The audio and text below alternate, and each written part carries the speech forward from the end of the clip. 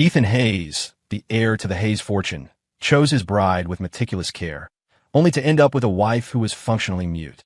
The first year of their marriage, Ethan was home alone, burning up with a 104-degree fever.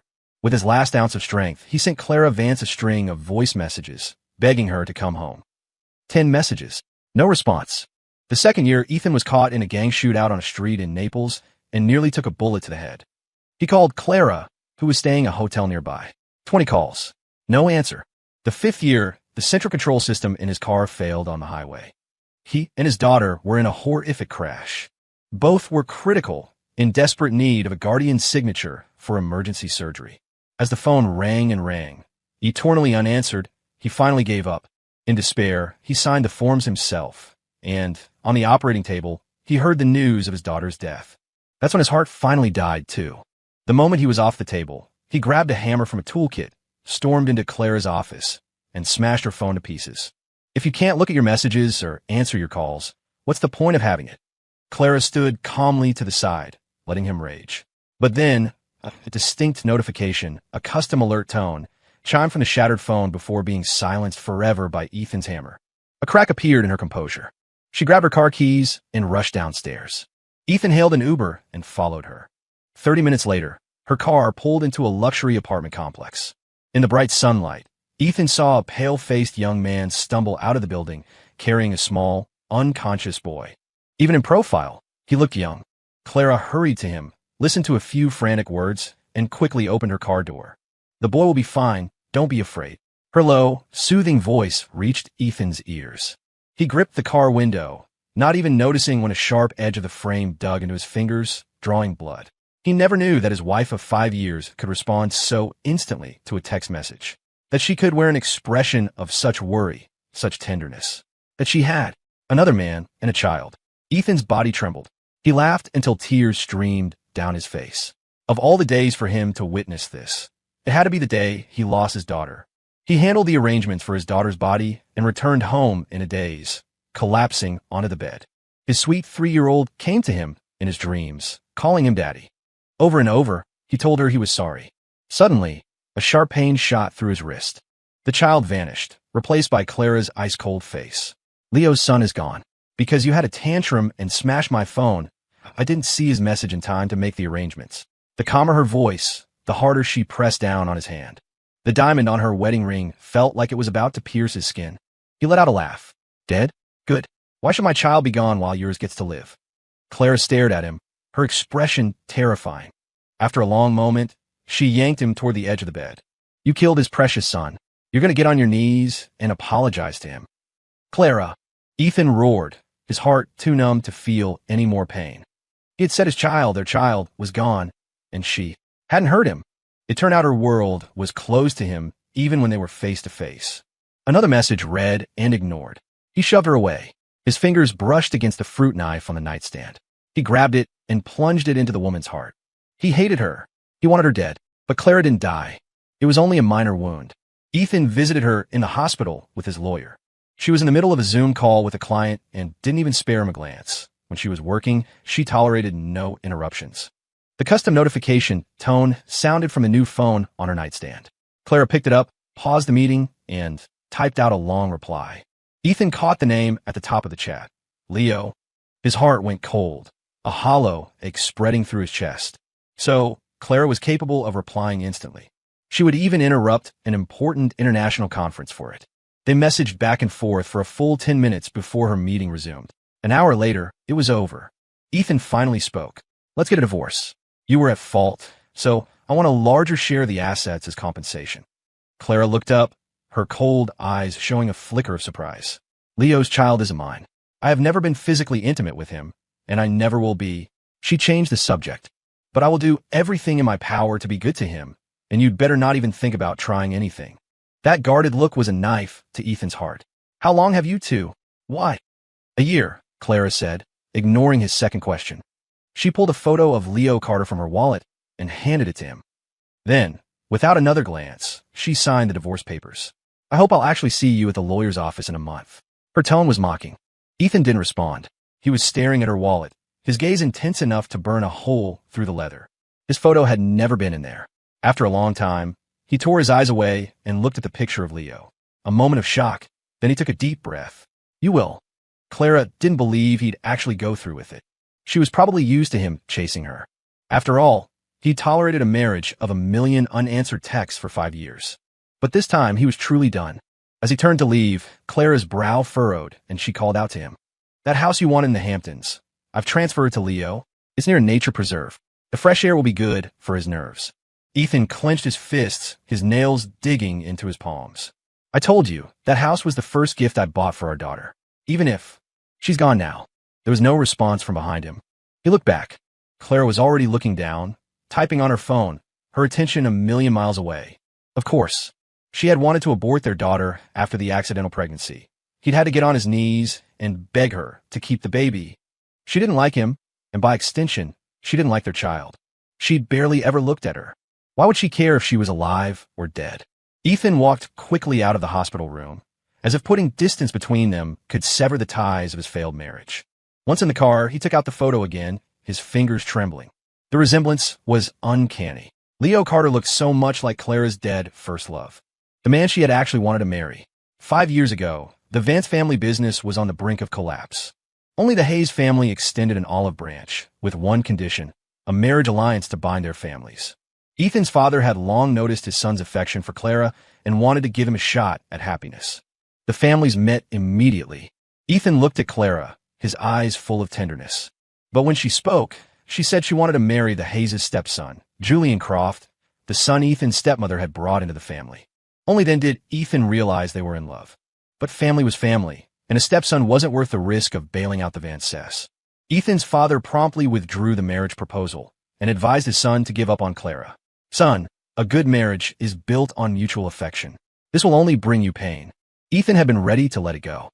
But Clara, desperate to save her family, contacted him privately and expressed her willingness to marry him.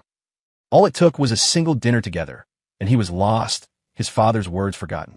He convinced himself that her change of heart meant she was interested in him. He was handsome and charming. It was only a matter of time before she fell in love with him. Their wedding, funded by his father's immense wealth, was a lavish spectacle. It should have been a day he could look back on with pure joy for the rest of his life. But the reception hadn't even ended when the news of Julian Croft's suicide arrived, shattering the beautiful illusion.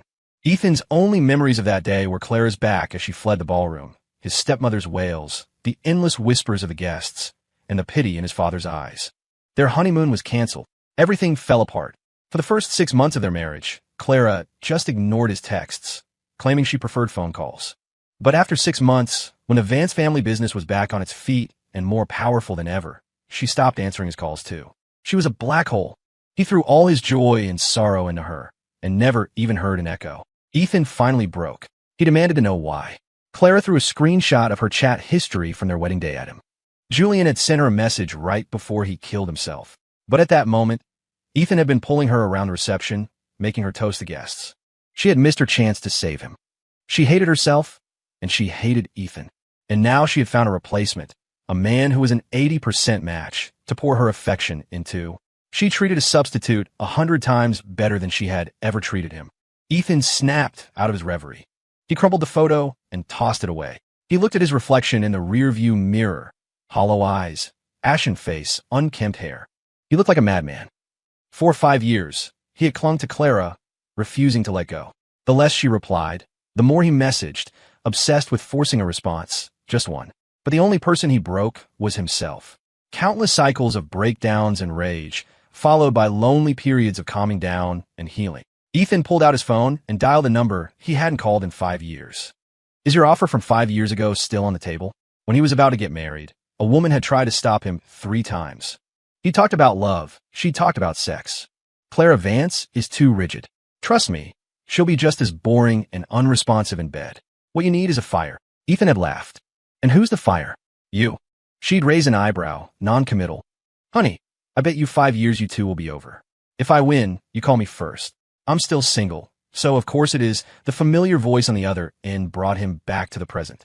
I'll be divorced in a month, but I don't need love.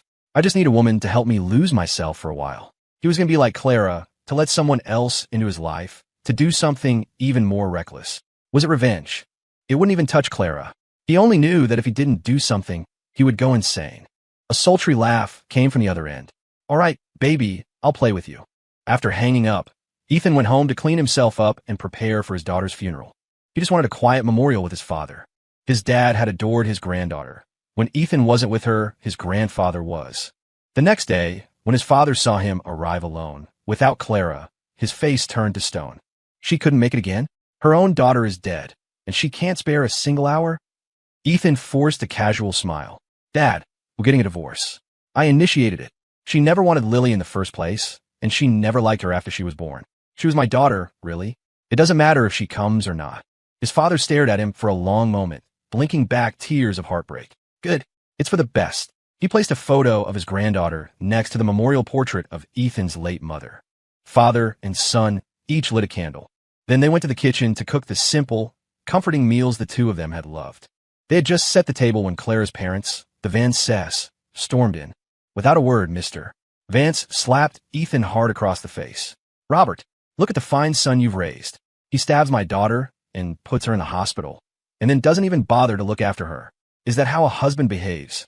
Ethan snapped to his senses, stepping in front of his furious father and, without hesitation, slapping Mr. Vance right back. He then snatched a man's phone and dialed Clara. The call connected on the first ring. Fast enough. Ethan sneered. Your parents are here raising hell. Get over here and get them out. Today is the anniversary of my mother's death and my daughter's. I can't leave the hospital yet. Clara cut him off, her voice as calm as ever. A man's fawning voice came through from the background. Clara, which of these sofas do you think would look better in a house you gave me? Could you come try them out and help me decide? Ethan gripped the phone, about to speak, when he heard Clara say, You have a bad back. You can't bend over. I'll do it. Then, the line went dead. Seeing him standing there, frozen like a statue, Mrs. Vance scoffed. You hit her mother, and you expect her to take your side? Dream on. Not to mention you never won her heart in 5 years. As she spoke, she arrogantly swept her arm across the table, sending the entire meal crashing to the floor. The dishes shattered, knocking over the memorial portraits of his mother and daughter, cracking the glass. Ethan regained his composure, holding back his trembling, enraged father. He looked at the woman he had respectfully called his mother-in-law for 5 years. I put up with you because I care about Clara. Now I don't give a damn about her, let alone you. With that, Ethan grabbed 2 of his family security guards and drove straight to the Van Cess house. The guard stood by to ensure he wasn't interrupted. He took a baseball bat and started in the living room, methodically smashing everything until he reached Mrs. Vance's beloved walk-in closet. Amidst her shrieks of despair over her jewelry, Clara rushed in and grabbed his arm. Have you had enough? Ethan, panting, looked up at her and smiled. You have time now? That was fast. Less than 15 minutes. He shoved her away, dropped the bat, and walked toward the door. A man was standing there, peeking in. When he saw Ethan, he quickly said, I'm so sorry. I held Clara up with something. She didn't mean to ignore you. Ethan had no time for Leo Carter's saccharine performance. As he brushed past, Leo feigned an apology and stumbled backward, collapsing onto the floor. Oh, my back. Leo. Clara rushed to help him up, her body bumping into Ethan. The impact was light, not nearly enough to make him fall, but the severe internal injuries from the car, head covered in a cold sweat. He pushed himself up from the floor and saw Clara, just a few feet away, holding Leo with all her strength, their bodies pressed together intimately. Leo's face was glowing. Clara had been taking very good care of him. He didn't look like he was in any pain at all. Hearing Ethan hit the floor, Clara frowned. Are you trying to frame Leo? Playing the victim after starting all this? Mrs. Vance let out a snore of laughter. Ethan wanted to laugh too. Mrs. Vance watched him with cold eyes. Leo has a gentle nature. He's a much better match for Clara. He is. Ethan nodded, catching his breath. A family that takes the Hayes' money to get back on their feet without a shred of gratitude deserves a son-in-law who's nothing more than a masseur from a sketchy spa, the kind you can get in bed for a couple $100. Shut up. Clara stepped forward and snapped at him. As she did, Leo bent his elbow and used the forward momentum to slam it into Ethan's chest.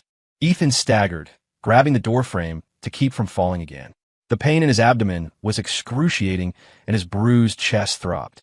He stared at the indentation in his shirt, a brand of humiliation that perfectly defined his marriage. Clara had lost her composure, a rare sight, but it was for a man who sold his body in a massage parlor. He'd had him investigated. It was this lowlife who made Clara nervous, worried, and impulsive. And now, He was riding her coattails, thinking he could walk all over him. Ethan slowly lifted his head, sweat stinging his eyes, blurring Clara's face until it no longer matched the memory of the woman who had once made his heart race. Maybe they were both unrecognizable now. Pull yourself together before you go out. I married Ethan Hayes, not a lunatic, Clara said coolly. Clara. Ethan tilted his head and smiled. Why didn't you just die? He lunged forward, a box cutter from his pocket in his hand, and thrust it at her. Being stabbed for the second time, Clara was stunned into silence. Even as her parents frantically pulled Ethan away, she stared into his eyes, her voice unsteady. You really want me to die? Ethan's eyes were bloodshot. The word yes was on the tip of his tongue, but was cut off by a scream from Mrs. Vance. He's bleeding. So much blood. Everyone looked where she was pointing. A large, dark red stain was spreading across Ethan's shirt, deepest around his ribs. Ethan, Clara, ignoring her own wound, shot up and rushed to him, holding him. For the first time, her voice was laced with a panic he'd never heard before. What's wrong with you? You. Get the car. Get the car. Ethan's eyes had lost focus, but his hand gripped the hallway railing in a death grip. His voice was a threat. Security. Take me. To the hospital. Security. Housekeeper. I'll take you. You'll be fine. You'll be fine. Clara frantically tried to pry his fingers loose, but they wouldn't budge. I don't believe you. You're not that kind. You've never cared about me. You won't. Security. Security. Help me. Only when he felt the bodyguard's hand in his did he finally let go and pass out. Clara ran with him all the way to the car, her hands cupping his head, trembling slightly. For years, she had grown used to Ethan's glares and his explosive temper. She had never seen him this fragile. Sweat and blood soaked through his clothes. The vibrant, powerful man he once was had withered into a thin, brittle frame that felt like it would snap with the slightest pressure. Clara pressed her cheek against Ethan's cold one, murmuring it's okay over and over. Whether for his benefit or her own, she didn't know. When Ethan woke up, it was dark. Mr. Hayes, how are you feeling? Should I call a doctor? A bodyguard asked, stepping forward. They were the only two in the room. Where's Clara? Ethan's voice was faint. Leo Carter was admitted to the hospital. Ms. Vance went to his room next door about an hour ago. He paused, then continued his report. Your father called. I told him you were out with some friends. Good work. Ethan picked up his phone, found a video he kept saved in his photo album, and sent his dad a clip of himself eating fries at a quiet bar to put his mind at ease. When he exited his gallery, he saw a new friend request. As soon as he accepted, Leo sent a barrage of photos. The day I lost my son, Clara stayed by my bedside the whole time. She fell asleep right here, just like this.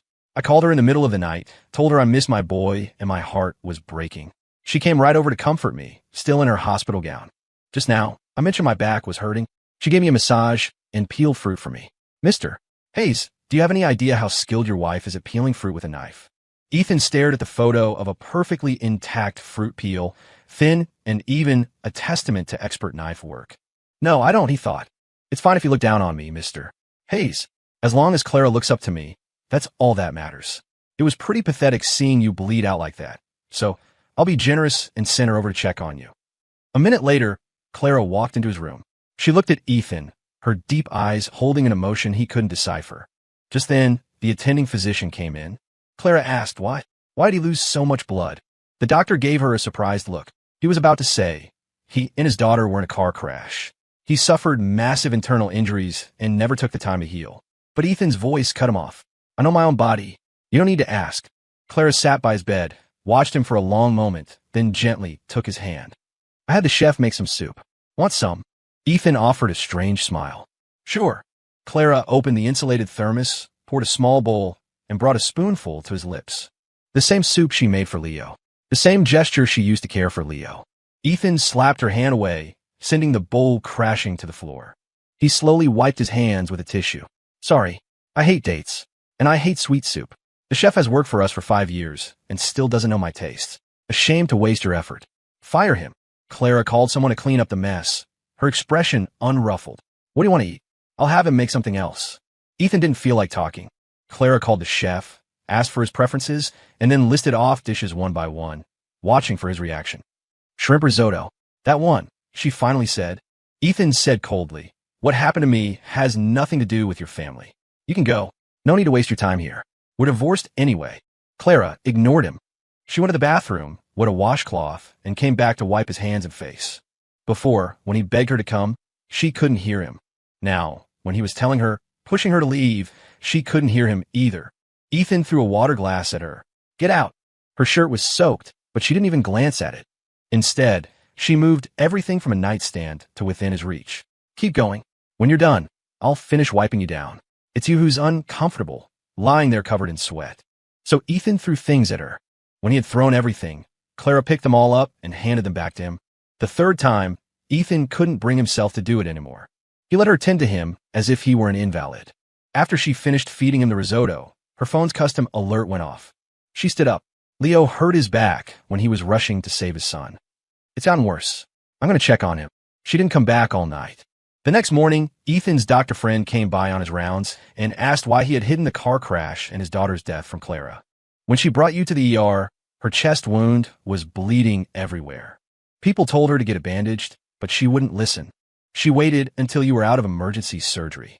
Ethan, if you had seen how lost she looked, you'd know she definitely has feelings for you. I know. I was semi-conscious.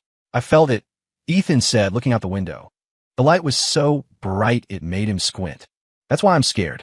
I'm afraid that if she finds out, she'll feel sorry for me, feel a little guilty, and I'll fall for it all over again. With her, my standards are dangerously low.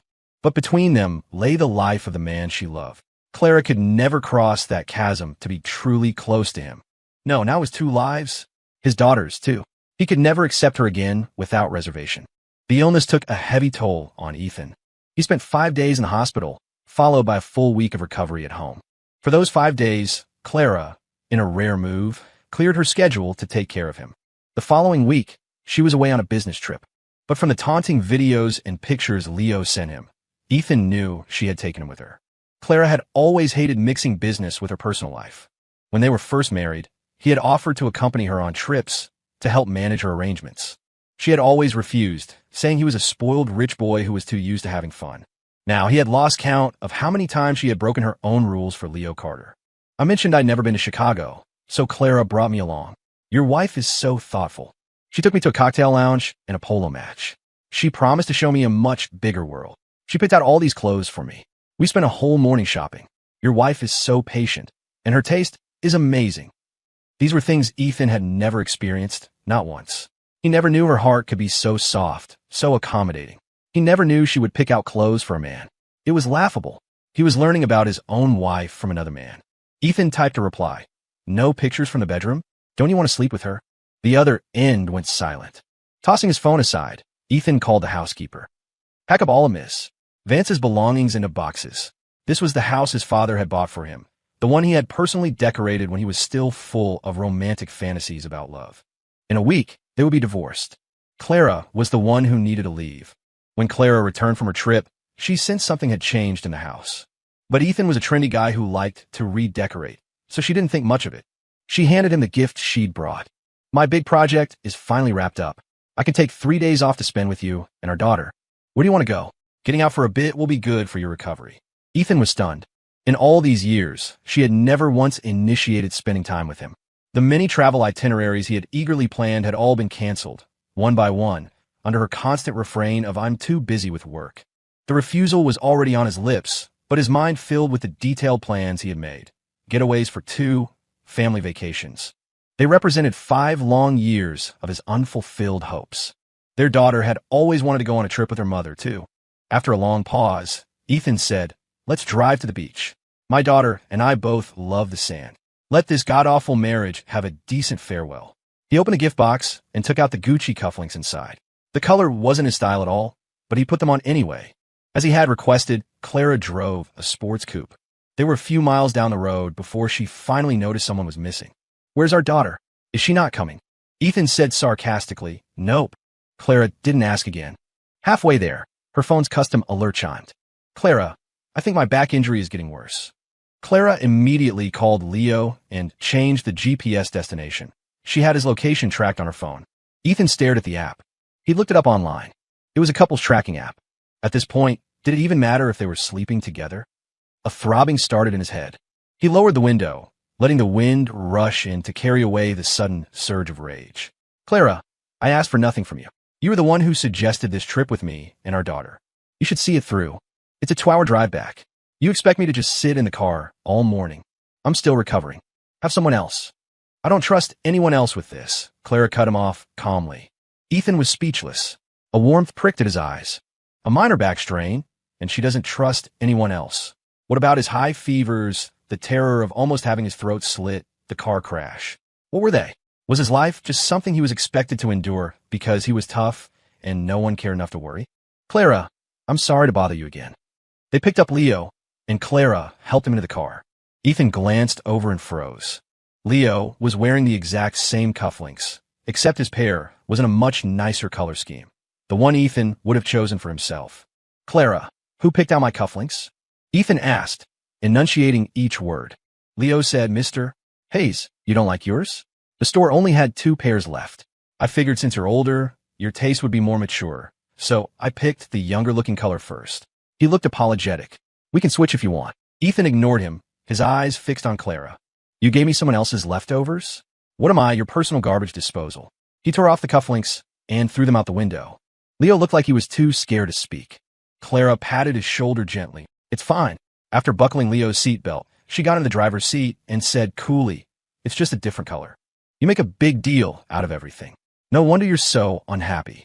After a long silence, Ethan let out a dry laugh. So you can see that I'm unhappy. You can see it, but you've never cared. The car detoured to the hospital. By the time Leo came out with a heating patch on his back, the morning was gone, and Ethan's planned trip hadn't even begun. Let's get lunch first. Leo's hungry, and you probably are too, Clara said to Ethan, her gaze shifting to Leo in the back seat. Do you want Thai or Mediterranean? Leo smiled, his voice cloying. Clara, how did you remember I like those two? Your memory is amazing. Clara smiled faintly. It's not hard to remember if you pay attention. That smile was a curved blade that sliced through Ethan's heart. Leo continued, what about my favorite drink? Do you remember that? Fresh squeezed orange juice. My favorite fruit? Durian. My favorite way to eat ribs? Braised. How does Mr. Hayes like his? Clara, who had answered every question instantly, froze. Ethan said coldly, if you two want to be all lovey-dovey, go get a hotel room. Don't do it in my car and disgust me. Clara frowned. Is that all you ever think about? Filthy things. Leo is like a brother to me. Leo looked mortified. Mr. Hayes, I'm sorry if you got the wrong impression. I'll just be quiet. Clara, you could just pull over and let me out. I'm not that hungry, really. Clara shot Ethan a disapproving look and made a decision. It's lunchtime. We're eating together. Ethan crossed his arms. Fine. I want French. This time, Clara didn't object. She drove to the restaurant, but when they arrived, she didn't get out. Leo isn't used to French food, and with his back, he needs someone to help him. I'll go with him for Mediterranean. I'll pick you up when we're done. Before Ethan could say a word, the car slid forward and drove away. He stood there for a long time, watching the car disappear under the blistering sun. That car had been his first birthday gift to Clara in their first year of marriage. He still remembered how excited he had been, hoping to surprise her. But Clara had only glanced at it and never driven it. Today was the first time. He had waited 5 years for this moment, only to watch her drive away with another man, leaving him behind. So no thank you, Clara. I won't always be waiting for you. I don't have to wait for you. After lunch, Ethan called the car and his security detail and went to the beach by himself. The trip and hotel were already booked. He didn't want to waste it. Clara called him 3 times during the afternoon, which for her was a lot. Ethan didn't answer. The first day, he did everything he had planned, went to all the places he wanted to see, and actually had some fun. The second day, while walking on the beach, he ran into Leo. Clara was with him, holding bags of food and wiping the corner of his mouth with a napkin. When she saw Ethan, she froze. When did you get here? Why didn't you leave a message? Leo and I were looking for you all yesterday. His back was hurting, and running around was exhausting for him. And what about me? Because of him, I spent over 5 hours being shuttled back and forth in a car yesterday. Was I not exhausted? Ethan suppressed the pointless argument. He turned without a word and walked toward the ocean, away from them. Leo jogged to catch up, his voice low and smug. Mr. Hayes, you're no fun. No matter how much time you waste on Clara, her heart will only ever be with me. Ethan laughed. Only with you? You've been with her this long, and you still don't know you're just a substitute. Seeing the color drain from Leo's face wasn't as satisfying as he'd hoped. Bored, Ethan kicked at the water. Suddenly, a strong force pulled him forward, and the ground beneath his feet vanished. He was at the edge of an underwater cliff, plunging into a dark, bottomless abyss. Mr. Hayes, your condescending attitude is really annoying. Clara told me you're not a great swimmer. Maybe this will teach you a lesson, Leo said, letting go of him and swimming away with ease. The water near the drop-off was freezing. Ethan was a mediocre swimmer at best, and panic set in instantly.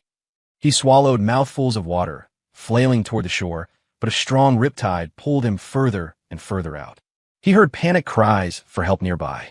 The same riptide had caught Leo. But Leo was a much stronger swimmer. At least he could still breathe properly. Through the churning waves, Ethan saw Clara. She was swimming toward them like her life depended on it, fast and determined. He instinctively grabbed her arm, trying to lift his head above the water for a breath of air. But she violently shook him off, pushing him away. Before he could get a breath, he was plunged back under the waves. The feeling of suffocation spread through him. This time, he had no strength left to struggle. He could only watch as Clara, with all her might, pulled Leo with her, expertly swimming parallel to the shore to escape the current.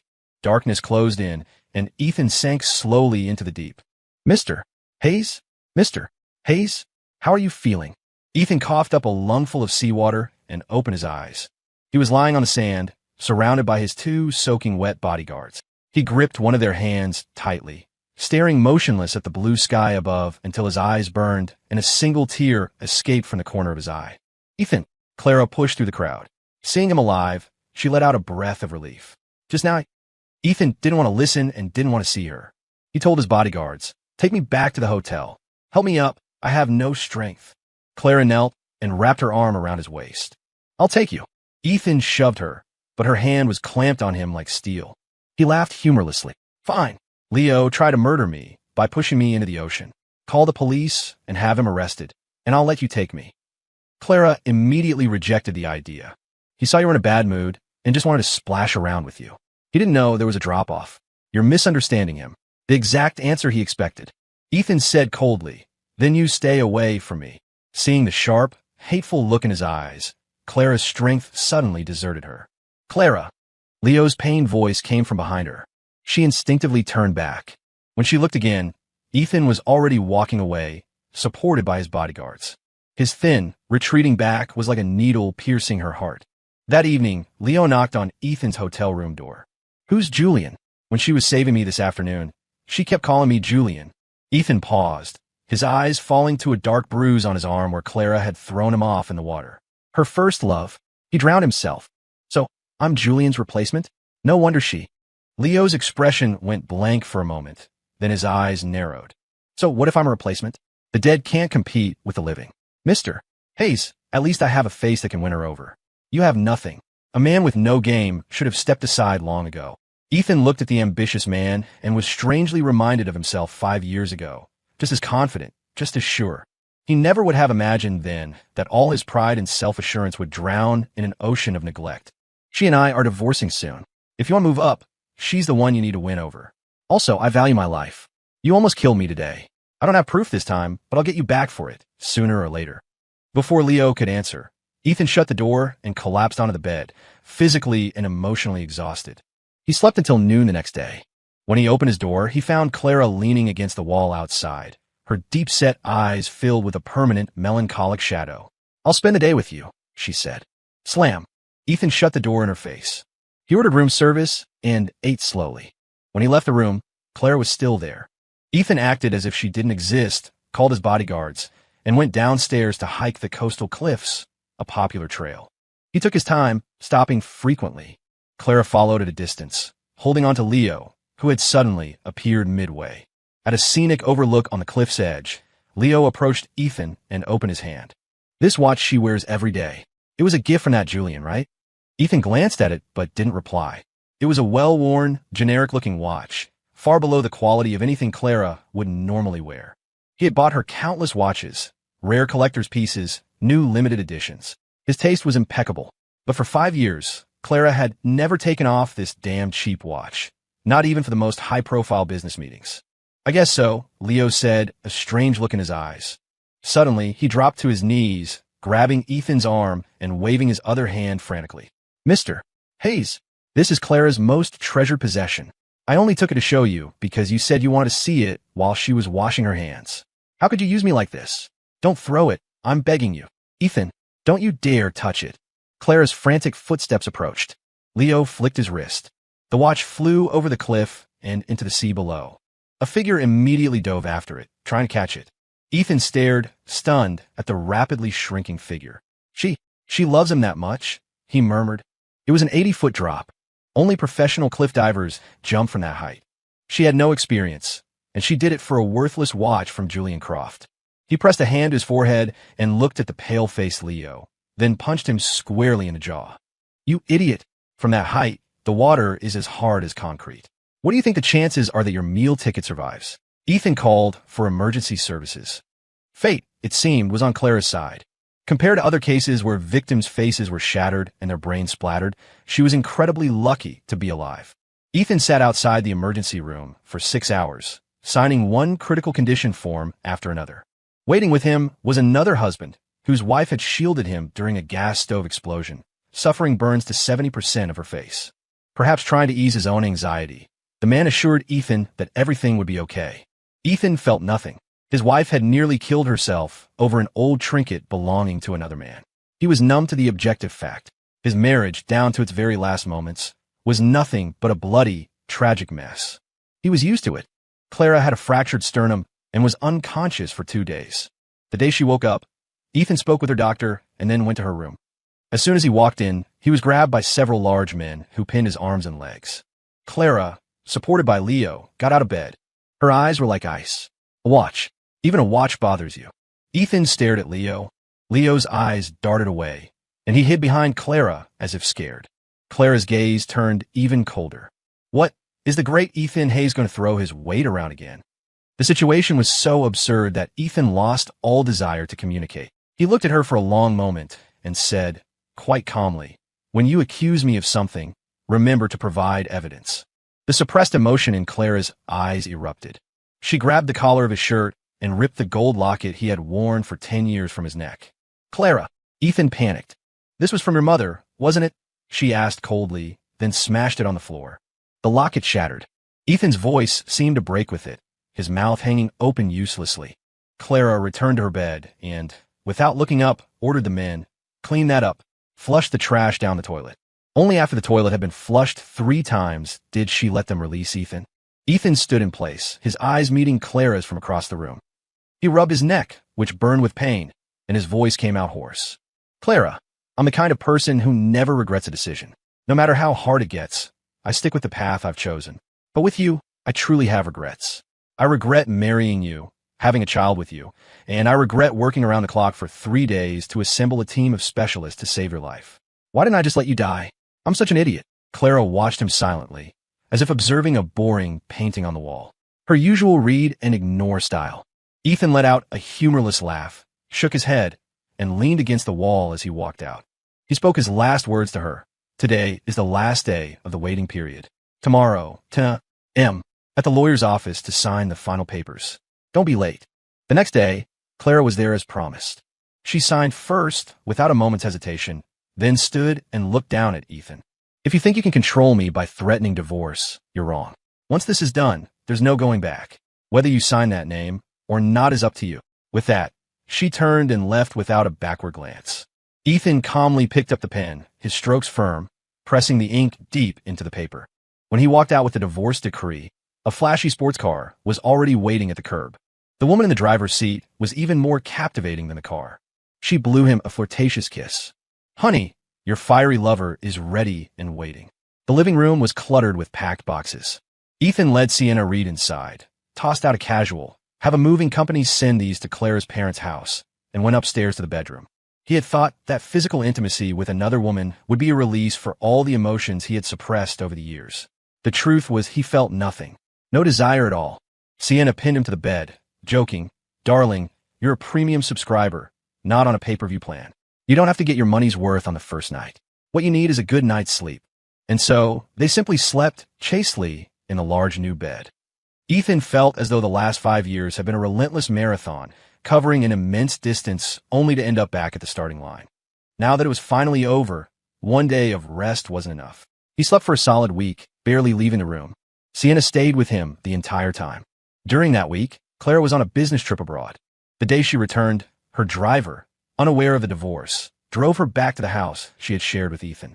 Clara stood in the driveway for a few minutes, then walked up, gift in hand, and opened the door with her fingerprint.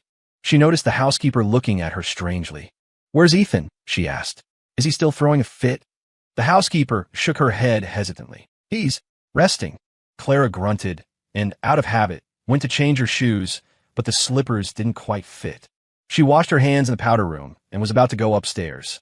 The housekeeper tried to stop her several times, which finally made Clara suspicious.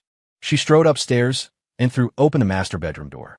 On her marital bed, she saw a strange woman, wearing only a lace nightgown, curled up in the arms of a shirtless Ethan. A fire ignited deep within her, erupting in an instant into a raging inferno. The words that came out were a volcanic roar. "What are you two doing?" Sienna opened her eyes, and, in a flash, Clara's face was dark as she marched toward the bed. "I'll give you 5 seconds to get the hell off my bed." Sienna raised an eyebrow, looking coolly at the former lady of the house. She glanced pointedly at the hand resting on her waist and said lazily, "I'm afraid that's not possible. Honey isn't done sleeping yet." Ethan's groggy voice chimed in. "Clara, what are you doing here?" He looked at the scantily clad Sienna beside him and frowned. "You should go." Clara's eyes darkened further. She gritted her teeth. "Who do you think you're talking to? Do you even know who you are anymore?" I said, "Please leave." Ethan's sleepiness was completely gone now. He sat up, leaning against the headboard. "We're divorced. Who I sleep with is none of your business." Sienna noticed the lines of his hips were showing and reached over to pull his pants up slightly. The gesture was like lighting a match to Clara's fuse. Her brow lowered into a cold sneer. "Divorced? Show me the decree and then say that to my face." She spun around, went into the bathroom, grabbed Ethan's towel, soaked it, wrung it out, and came back to throw it in his face. "First, you need to wake up. As for you," she turned to Sienna, her eyes narrowing. She opened her purse, pulled out her wallet, and threw a few $100 bills at her. "Get out." Sienna whistled, feigning hurt. "Ms. Vance, your ex-husband has exquisite taste. My rates are very high." Clara's face was grim. She was about to get physical when a small, red booklet hit her in the chest and landed on the bed with a soft thud. The bold words on the cover made Clara's rage catch in her throat. "Divorce decree." She stiffly reached for it, bringing it close to her eyes to examine it. Yes, it was a divorce decree. She stared at the red cover for a long time, then looked up at Ethan, her mind a complete blank. A wave of dizziness washed over her. She managed to steady herself. After looking at him for a long moment, she scoffed, then shot a contemptuous glance at Sienna. "No wonder you were in such a hurry to divorce. You'd already found a replacement. What, did you chase her with the same pathetic desperation you used on me?" Ethan said coldly, "Whether I did or not is none of your business, ex-wife." He bit down on the last 2 words. Clara shoved the red booklet into her bag, her voice returning to its usual calm. "Infidelity before the marriage was final. That means we'll have to renegotiate the asset division. None of my business? I have plenty of business to attend to." She turned, kicked the gift she'd bought for him out of her way, and strode out. Downstairs, she took a breath and asked the housekeeper, "Where are my things?" "Mr. Hayes had us pack them and send them to your parents' house." Clara said nothing, her face a cold mask as she left. Back in her old room at her parents' house, staring at the piles of boxes, the fury surged back. She kicked one of the boxes hard. A few days later, she ran into Ethan again at a cocktail party. With his new flame, they were arm in arm, Sienna getting him drinks, wiping the corner of his mouth, their movements as natural as a long-married couple. Countless eyes were on them, and then on Clara, waiting for a reaction. She swept the room with a cold gaze, downed her glass of red wine, and cornered Ethan when he went to the restroom. "Couldn't you wait? We're barely divorced, and you're already bringing some tramp to an event like this? Do you think that's appropriate?" Ethan slowly dried his hands with a paper towel. "What's wrong with me bringing a date? You paraded Leo Carter around town when we were still married, and I never said a word. A private friendship is the same as bringing someone to a public event. One is like a brother, the other is a—" She swallowed the ugly word. Looking at Ethan's indifferent face, she said hatefully, "Fine. You don't care about our reputation, so don't blame me for what I do next." Within a couple of days, rumors started flying. Clara Vance had a new lover. The woman who never brought a male companion to work events was now showing up repeatedly with the same man, doting on him with a level of care her actual husband had never received. Ethan just laughed it off. He didn't care. Whatever he and Sienna did next, going out to dinner, taking a vacation, was immediately followed by news of Clara and Leo doing something even more intimate. It was like a competition.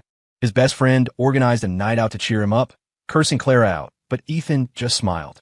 On the way home, however, he glanced out the window and saw a billboard for a watch brand featuring Leo Carter. His face changed instantly. "Stop the car." His friend was dumbfounded. She must really be in love with that Leo guy. He's a bland-looking masseur, and she's making him the face of her company's watch line? Isn't she afraid customers will demand refunds when they find out? No. Ethan pointed at a man standing under the billboard. "Look at it. Isn't that Julian Croft?" The car went silent, followed by his friend shocked. "Holy shit." Ethan threw open the car door, strode over, and grabbed the man's arm. He didn't get home until very late that night, a dark look on his face. Sienna asked him what was wrong, but Ethan just shook his head, pressing his temples. "I'm exhausted. I just need to sleep." He showered and fell into a deep sleep. Sienna looked at his slightly furrowed brow and gently smoothed it with her fingers. The next morning, Ethan was up early. He went out and didn't return until noon. While he was eating, Sienna pulled a chair up next to him and gently rubbed his earlobe. "Baby, what happened yesterday? You seem a little distracted. Want to talk about it?" Ethan didn't answer. Sienna raised an eyebrow. "You don't want to talk?" Ethan poked at his food. "Yeah, it's my secret." Sienna handed him a glass of juice. "All right, I'll wait until you're ready. I just want you to know that I care about you, and you can trust me." Ethan closed his eyes and leaned against her. "Then give me a head massage." As she was massaging his temples, his phone rang. An unknown number. Ethan answered and immediately recognized the voice on the other end. It was Leo. "Mr. Hayes, long time no see." Leo's tone was bright, cheerful even. "Get to the point," Ethan said, closing his eyes again to enjoy Sienna's massage. Leo laughed. "Clara is throwing a big birthday party for me in 2 days. Mr. Hayes, you have to be there. I'm sending you an invitation." Ethan said lazily, "Why would I go? Who the hell are you?" Leo sucked in a breath. Aware of the woman sitting next to him, he forced another smile. "Clara wants you to come too." "Ethan, who the hell is she?" The woman took the phone. "I remember your father has been trying to acquire a piece of land recently, but it hasn't been going smoothly, has it?" Ethan opened his eyes, his expression flickering for just a moment. "Fine, Clara. I'll be at your lover's birthday party, and I'll have a big gift for both of you." On the day of the party, Sienna had a work conflict and couldn't arrive with Ethan. She called to apologize. "I'm stuck here a bit longer. I can probably only make it in time to pick you up at the end." Ethan laughed. "We're just having some fun together. It's not like you're on my payroll.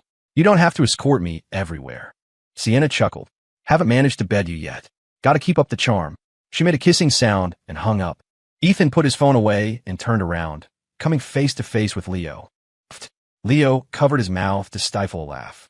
"You and that Sienna girl have been all over the news lately. So hot and heavy. I thought she was someone respectable. I guess even the great Mr. Hayes pays for company to ease his loneliness." Ethan smiled back. "And you, with your judgmental eyes, trying so hard to look elegant while covering your mouth, you still reek of that massage parlor. It's almost comforting." He walked past Leo and into the grand ballroom. Clara was talking to some guests, but her eyes caught his figure the moment he entered. She subconsciously glanced behind him. Everyone brought a date. "Where's her woman?" she asked, walking over. She took a glass of red wine from a passing waiter's tray and handed it to Ethan. "I thought she was so devoted to you." The words, the tone, were very unlike Clara. She didn't even realize it herself. Ethan wasn't interested in what she had to say, but he was interested in the wine. He took the glass and had a sip. It was excellent. "What vintage is this?" he asked, initiating a conversation for once. Clara swirled her glass, continuing the topic. "I'll ask for you later. It's different from what you usually drink. You like it?" Ethan nodded. They chatted for a few minutes. Leo stood nearby, holding an empty wine glass, tried to interject, but he couldn't find an opening. He didn't understand wine, and he couldn't stand the taste. Fortunately, the guests soon finished arriving, and the spotlight shifted to him. Clara publicly presented him with a set of car keys, his birthday gift. Before Leo could react, murmurs spread through the crowd. "That sports car, isn't that Ethan Hayes' favorite? I just saw him post about it on Twitter a few weeks ago." Ms. Vance gave her husband's favorite car to another man. Is she trying to humiliate him publicly? I don't think so. Leo doesn't even know how to drive. Think about it. I heard Ms. Vance and Mr. Hayes divorced a while ago. I think she's just on autopilot, only remembering what her ex-husband likes. Leo bit his lip and looked at the woman beside him. She was standing next to him, but her gaze was fixed on Ethan across the room. Her attention had been on him all night. He had called Ethan that day specifically to annoy him, asking Clara for his number. After Ethan insulted him, Clara had threatened Ethan to get him to give him a win. At the time, he thought her feelings for him had deepened, especially since she had been so uncharacteristically public with her affection lately. But now he finally saw the truth. It was all to make Ethan jealous. Leo's hand, hidden by the cake table, clenched into a tight fist. He forced a handsome smile. "Thank you, Clara." Clara gave a simple her words even more sparse than usual for him tonight. Other guests came up one by one to give their gifts, and soon a small mountain of presents was piled on the table. This was a life Leo had never dared to imagine. But he wasn't happy. He had her money, but he wanted her. He had her, but he wanted her love. Everyone had given a gift except Ethan. Clara walked over to where he was leisurely sipping his wine. "Where's your gift?" Just as Ethan was about to answer, someone bumped into him from behind, splashing red wine on his shirt. Clara handed him a napkin. Seeing the stubborn stains spread across the white fabric, she said, "Go to the restroom and take care of that. I'll have someone bring you a professional stain remover." The two of them left the bustling ballroom together. The stain remover worked on the color, but it left a conspicuous wet patch on his shirt. Ethan frowned. Clara said, "I've already sent someone to buy you a new one. It'll be here in 10 minutes. She caught Ethan's surprised look and leaned against the wall. "Mr. Hayes has always been particular. Not a single spot on his clothes, right?" Ethan looked down at the mark and smiled, a shallow smile that didn't reach his eyes, making his expression unreadable. It made one want to lift his handsome face and get a closer look. Clara's hand, resting at her side, clenched slightly. She looked away. She heard Ethan let out a soft laugh. "Clara, we really shouldn't have gotten married. Look at this. The care and consideration I never got during our marriage, I'm getting so easily after our divorce." Clara's brow twitched. She fell silent. Ethan cut her off. "Don't worry about the shirt. Sienna is coming to pick me up. She'll bring one." At the mention of her name, Clara's brow furrowed. She adjusted her tone, affecting a casual air. "If you're going to find someone else, at least find someone in your league. Someone like her is embarrassing. It's a bad influence on our daughter." "Clara." Leo walked over cautiously, interrupting their conversation. He shot an indignant look at Ethan. "Mr. Hayes, I invited you here to keep things civil. You should respect some boundaries, don't you think? You threw away the watch Clara cherished most. Nearly got her killed. How do you have a nerve to keep pestering her?" Smack. Ethan punched him. "Ethan." Clara bent down to check Leo's face. "What is wrong with you?" Ethan went back into the restroom, washed his hands again, and came out smiling at Leo. "I've been holding on to that grudge, and you just had to pick today to provoke me. I was going to let you enjoy your new life for a little while longer, but you just couldn't help yourself." His phone vibrated in his pocket. He took it out, looked at it, and gave a wicked grin to Clara, who was about to defend Leo. "Sure, I apologize for being so emotional. But look, my grand apology is here. A gift for Leo and for you. You're both going to love it." Leo watched his retreating back as he answered the phone, his heart pounding with a sense of dread. They walked to the entrance of the ballroom and, at Ethan's request, waited for a minute. Suddenly, Clara's breath caught in her throat. She dropped Leo's arm and took a few involuntary steps forward. "Julian?" she asked, her voice filled with disbelief. The name sent a jolt through Leo's nerves. He instinctively looked at Ethan, who was watching the two figures in front of them with an all-knowing expression. "Mr. Hayes, what is this?" Leo asked through gritted teeth, his voice low. Ethan turned to him and smiled. "A birthday present. The one and only Julian Croft, Clara's first love, the source of all her irrationality and recklessness. Do you like it?" A roaring filled Leo's ears, leaving only two words echoing in his mind. It's over. His good life was over. "Ethan said my name used to be Julian," the man said. He was dressed in a white suit, his voice soft and a little timid. "What happened to him? Where did you find him? Why did you wait until now to bring him here?" Clara fired off 3 questions, her voice urgent. She instinctively stood in front of Julian, shielding him. Ethan gave a sarcastic laugh. "What's with the interrogation?" "Clara, I found your long-lost love. You should be thanking me. I found him by chance on the street. He told me he was sold into a trafficking ring in Eastern Europe for the past 5 years and just recently escaped. The drowning attempt didn't kill him, but he has amnesia. That's all I know." Clara turned to look at the thin, bewildered Julian, her eyes full of heartache. I'm your..." Ethan scoffed, finishing the sentence she had dreamed of saying for 5 years. "She's your fiancée. Don't worry, if you wanted the moon, she'd pluck it from the sky for you."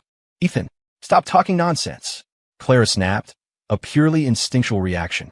The moment the words left her mouth, she froze. Ethan just shot her a mocking smile, turned, and walked away with a wave.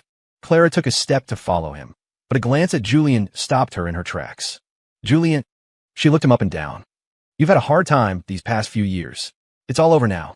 Julian's eyes were still full of a stranger's confusion, but at her words, he nodded emphatically, a dependent gesture, as if his soul still remembered her.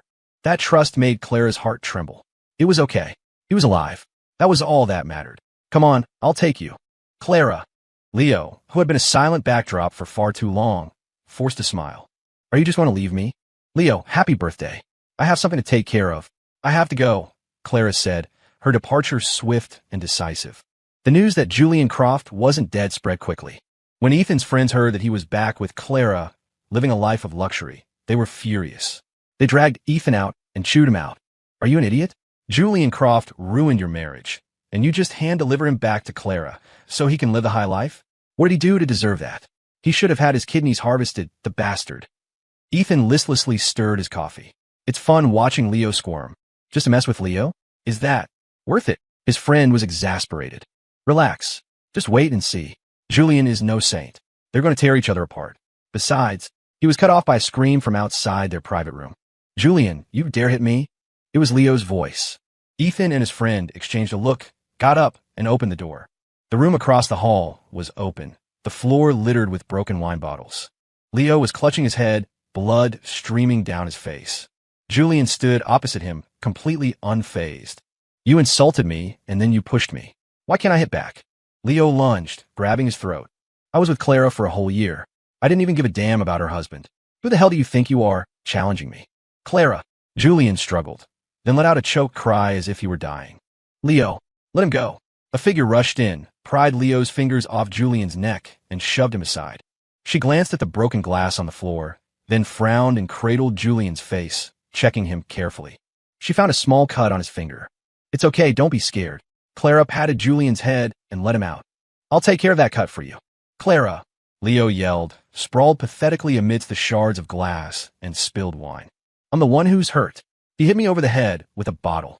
But Clara either didn't hear or heard and didn't care. She didn't even look back. The scene was painfully familiar. Ethan closed the door and returned to his seat. His friend said, Didn't you say Julian had amnesia and just escaped from a trafficking ring in Eastern Europe? He seems pretty bold. Yeah, there's a strong chance he's lying. I'm having it investigated. Ethan took a sip of his coffee. It was bitter. Oh, Clara, he thought. The proof of Julian's lies will be my second gift to you. I wonder what expression you'll make. The story of Leo's rise from rags to riches quickly came to an end. The talk of the town was now all about Clara and Julian. When Leo's name came up, people had to ask, who? Along with Julian, another name was frequently mentioned, Ethan Hayes.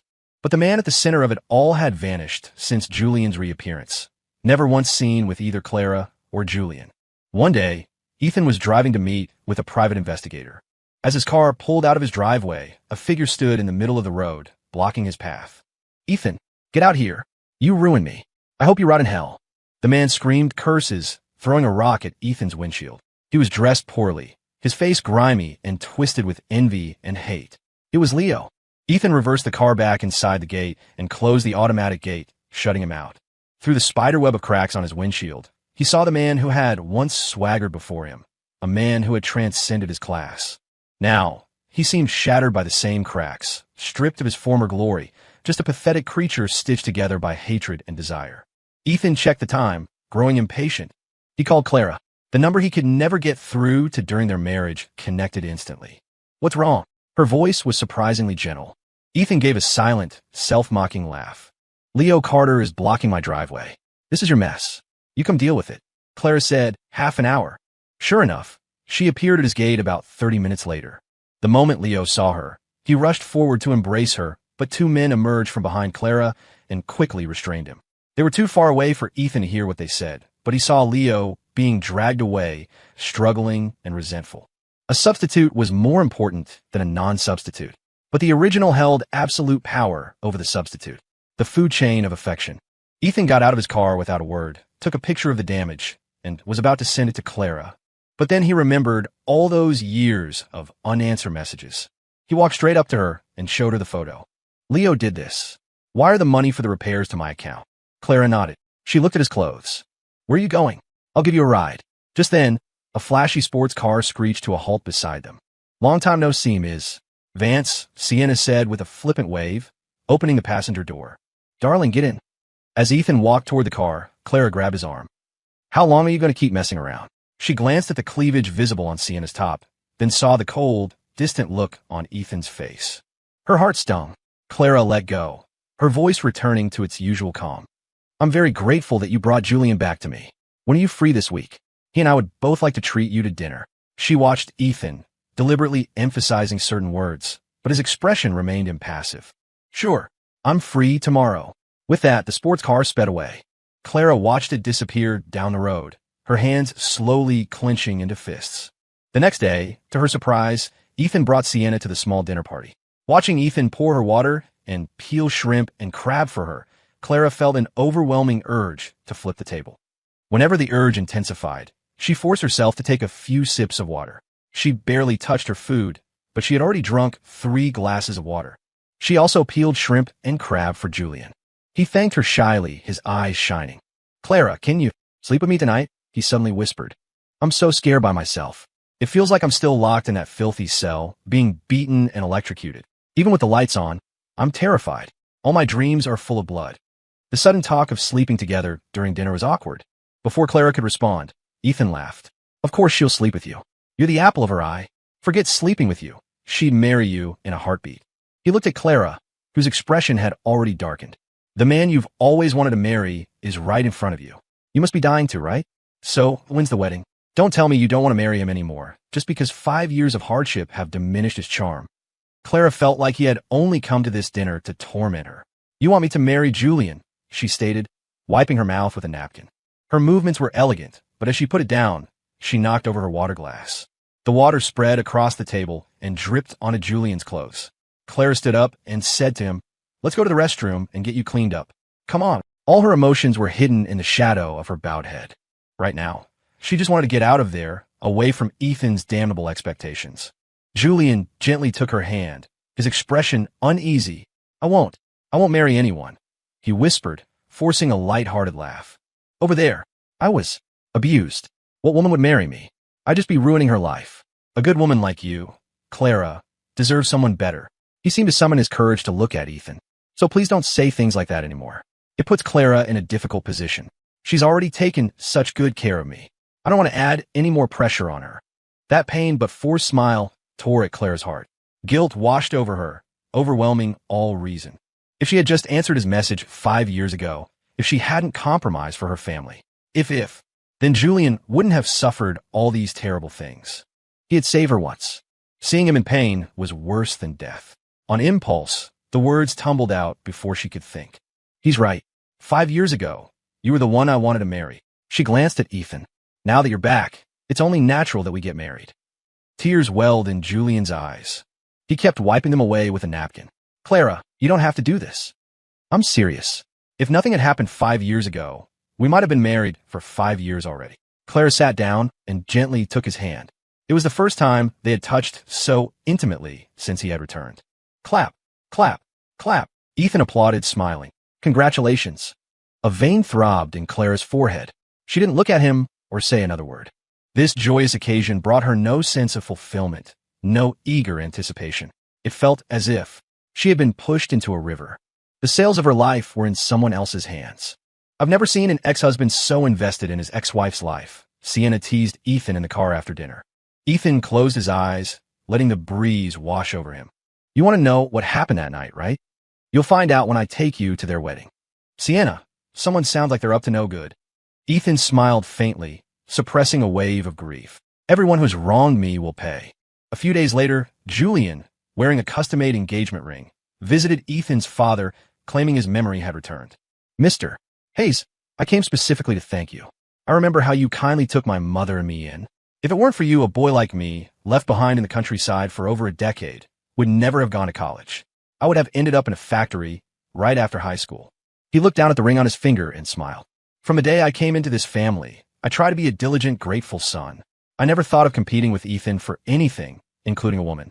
When you were so uncompromising about the wedding back then, you probably never imagined you would ruin 3 lives, did you? Especially your precious sons. And you certainly never thought that, after all this, Clara and I would still end up together. Ethan, who had come to visit his father as usual, heard this from the entryway. He strode into the living room and pointed at Julian. Get out. Julian was still smiling. He pulled a gold-embossed invitation from his expensive suit. Clara and I are getting married. You and Mr. Hayes are both invited. Ethan took it, his face expressionless. Go ahead and smile, Julian. I'll give you a few more days of happiness. After calming his father down, Ethan attended the wedding, dressed to the nines. Clara and Julian's wedding was an exceptionally grand affair, as if to make up for the 5 lost years. The guest list was a who's who of the city's elite, but even in that crowd, Ethan's presence was singular. Clara saw him immediately. She felt a flicker of disorientation, remembering their wedding, remembering him that day in his sharp suit, his face flushed, smiling like an idiot. At that moment, her heart had trembled, clear and distinct. Clara. Julian called her from the dressing room. Clara snapped back to the present, took a deep breath, and turned to step into the frame she had built for herself. Ladies and gentlemen, after the MC's opening remarks, it was finally time to exchange rings. Ethan sat among the guests, ignoring the many curious glances, smiling and applauding. Once the rings were exchanged, he stood up and walked to the stage. Julian, Clara, you are both very special people to me, he said elegantly. So I have a gift for you. Please, look at the big screen. A series of photos appeared on the screen, all of Julian. His hair was perfectly styled, his clothes casual but fashionable. The background was rural, but the house he lived in was a modern build, more like a country villa than a farmhouse. Then, a voice recording played. Julian, you're something else. Hiding out in the countryside for 5 years. To avoid being found, no ID, no phone, no bank cards. Not a single trace. With that kind of self-control, you'll succeed at anything. The Hayes family insisted on marrying Clara, right? Let's see how they get married with a dead body between them. Aren't you afraid Clara will change her mind and fall for Ethan? He's the heir to the Hayes fortune. Women are lining up to marry him. Clara is extremely sentimental. I saved her life once. After my death, she'll never get over it. She'll only feel more and more guilty and grow colder and colder toward Ethan. The moment the photos appeared, Julian tried to rush over and pull the plug, but Clara held him back. When he became too loud, she covered his mouth. The entire hall was dead silent. Ethan turned from the screen and smiled. All right, that's my gift. Julian spent the last 5 years living very comfortably, completely unharmed. A truly joyous occasion. Let's have a round of applause. He put down the microphone and began to clap. Julian glared at him with pure hatred, wishing he could tear him to pieces. Finally breaking free from Clara's grip, he shouted, Ethan is slandering me. The pictures are photoshopped, the recording is fake. Clara looked at him, this man she had never truly seen before. Ethan doesn't lie, so this is real. Julian, you faked your suicide and made me feel guilty for 5 years. You must be very proud of yourself, right? Watching me suffer in guilt while Ethan and I tortured each other. You were probably laughing every day, hiding out in your little country villa. Julian grabbed her hand, even as she violently shook him off again and again. Stay away from me. Clara, Clara, Julian said urgently. I did it for you. Don't you want to be with me? I did it all so we could be together. Clara gritted her teeth. I told you at the time, I had to marry Ethan for my family. But I also told you that once I decided to marry him, I would let go of my feelings for you. We had no future. Did I not make that perfectly clear? But I'm the one you truly love. Clara looked at him coldly. I don't love you anymore. I haven't for a long time. Maybe I never did. It was just a crush. If I truly loved you, couldn't live without you, I would never have compromised and married Ethan for the Hayes' investment. She shoved him away with all her strength one last time. Julian fell to the ground, his luxurious suit a stark contrast to his pathetic state. The impressive lineup of bridesmaids and groomsmen, who were meant to witness his triumph, were now witnesses to his humiliation. He buried his face in his hands, with no idea what tomorrow would bring. Clara had to use all her willpower to control her emotions. She took the microphone, her voice steady. Everyone, thank you for coming. I apologize, but the wedding is canceled. Please, you may leave. The crowd dispersed. The grand hall, which had held dozens of tables, was suddenly empty except for 2 guests, Ethan and Sienna. The catering at a 5-star hotel is pretty decent, Ethan said, calmly eating his wedding feast, offering his critique to Clara. You chose today on purpose. You knew all along, didn't you? About Julian faking his death. Clara's eyes were filled with exhaustion. Ethan put down his chopsticks, wiped his mouth, and looked up at her. Yes, this is the only way I could feel any satisfaction. Clara's lips moved, but no sound came out. Her entire body felt like it was about to collapse. She leaned on the table and slowly sat down across from him. 5 years. She had felt guilty for 5 years, and she had hurt this man for 5 years. Day after day of guilt, escalating self-blame. She despised herself for her weakness, for bowing to money, and hated her powerlessness to protect the one she loved. All that psychological torment was tied to a man's life, a burden she couldn't bear, so she shifted it onto Ethan. They had tortured each other for 5 years, and the result was a battle against a ghost. Then what was the point of their hatred and suffering for the last 5 years? How could she ever mend the cracks that those 5 years had created? She stared at Ethan, and in his eyes, she saw the same heavy pain. Are you happy now? Satisfied? She asked, her voice trembling. At least I did what I wanted to do. This wasn't a waste. Ethan stood up and walked toward the exit. Ethan! Clara looked at his retreating back and called out to him instinctively. She didn't know why. She just had a feeling that if she didn't, she would lose him forever. She no longer owed Julian anything. She never had. But now she owed Ethan. She had always owed him. Ethan stopped, his hands at his sides, clenching and unclenching. In the end, he didn't turn around or say anything. He just started walking again, out of this romantic tomb. In the car, he stared out the window, silent. Satisfied? Clara had asked him. The blow he had dealt Julian today was nothing compared to the suffering he had endured for 5 years, the pain of losing his daughter. So was he satisfied? A single tear slid down his cheek, disappearing into the fabric of his shirt. He just felt regret. But no matter how much he regretted it, that chapter was over. He would never go back. The car stopped in front of his building, but Ethan was still lost in thought. Sienna lowered the window and watched him quietly. After a long time, Ethan came to his senses and turned to her. I want to go to bed. Sienna leaned over and lifted his chin. Let me see how you're doing first. Then, she leaned in and kissed him. Ethan wrapped his arms around her neck, responding with a fierce hunger. Clara went home and threw herself onto the bed. All her strength seeped out of her, leaving her a breathing corpse. She lay there from day into night. Finally, she slowly sat up and called her lawyer. Everything I gifted to Julian Croft and his mother, I want it all back. Lawyer, understood. Does that include the house you gave his mother 5 years ago? Clara was silent in the darkness for a long time. Leave that one. She summoned a bit of strength, got up, went downstairs, and drove to the apartment where Julian and his mother lived, a 2,000-square-foot luxury condo. After Julian's supposed suicide, Ethan's father had regretted his second marriage and taking in a stepson who had sabotaged his own son's happiness. He had divorced Julian's mother the next day. For years, Clara had visited the woman weekly, becoming like a second daughter to her. Her fingerprint was registered on the door. She pressed it and went inside. The living room was empty, but she heard loud voices coming from the master bedroom at the end of the hall. As she approached, about to knock, the conversation inside made her stop. Faking your suicide? How could you do something like that?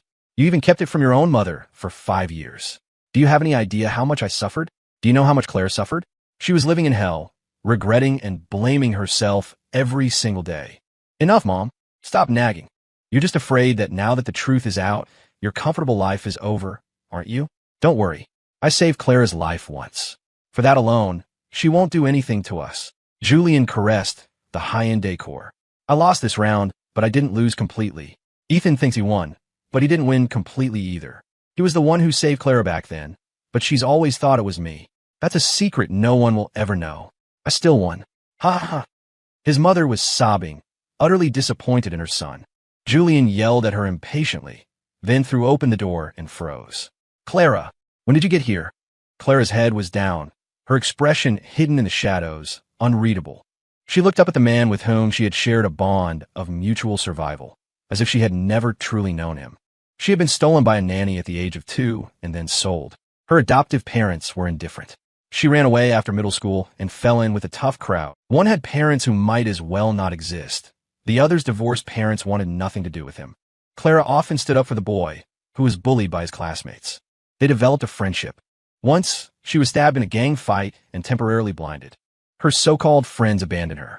She was ready to accept her fate when a boy shouted, "The cops are here," scared off her attackers. He took her to the hospital. When her vision returned, The first person she saw was Julian. From then on, their bond deepened. They looked out for each other. After she was found by the Vance family, she bought him a house until his mother brought him to the Hayes estate. Looking back on that time, crawling out of the mud, struggling to wash herself clean and be reborn, Julian had been a significant light. That was why she felt so guilty, so responsible after his death. But even that was a lie, a calculation. You lost, Clara said. After those 2 words, she turned and strode out of the apartment. She called her lawyer again. Everything. Take it all back. And if you can't take it back, then find a way to make sure Julian Croft loses it. Clara's car drove aimlessly through the night. When she finally came to her senses, she was parked outside Ethan's house. He had changed the gate code. Her car couldn't get in. She could only park at the entrance. Clara stared at the house in the distance, picturing a bold, vibrant face in her mind.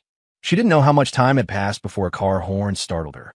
Clara got out and walked over to the car, tapping on the window.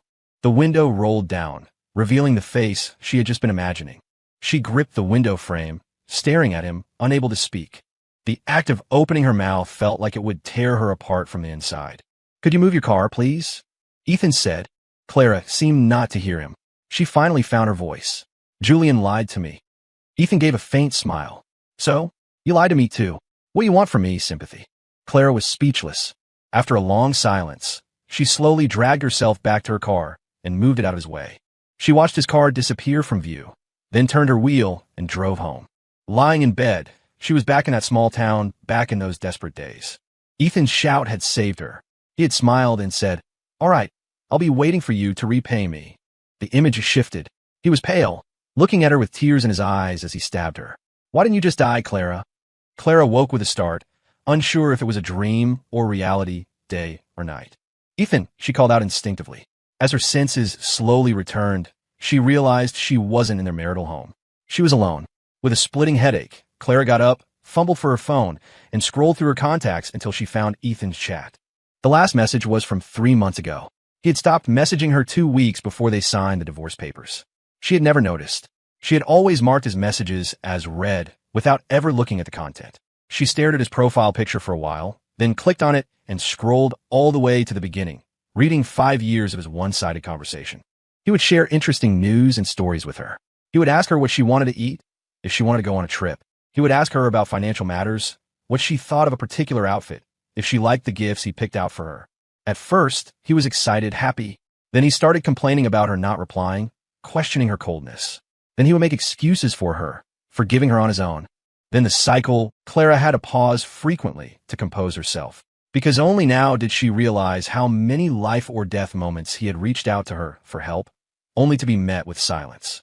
She had known that kind of desperation, so she couldn't imagine what Ethan had gone through. She had always thought of him as a pampered heir.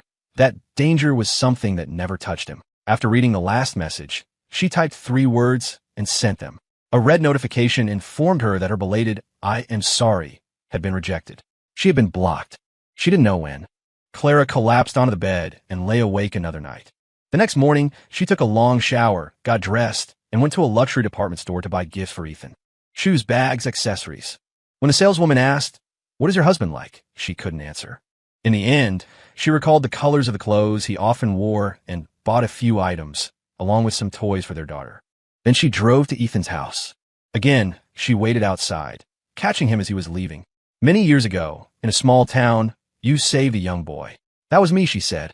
Ethan froze, a look of confusion on his face. Only after Clara provided several more details did a faint memory surface. She told him everything, how Julian had deceived her, why she had felt differently about him in the past. She apologized. She tried to win him back. "In 5 years of marriage, I don't think I ever took you out to eat. Just the 2 of us without our daughter. We can take her next time. Are you free for lunch? I've made a reservation." Ethan raised a hand to block the sun and shook his head. "We're not married anymore. You don't need to take me to lunch. You don't need to make up for anything. Let's just leave it. Clara, let's just leave it like this." He didn't accept her gifts, didn't agree to her invitation. He just left. Clara stood under the blazing sun, feeling dizzy from the heat, because she had suddenly noticed that there was someone else in the passenger seat of his car, Sienna Reed. Had Ethan fallen for Sienna?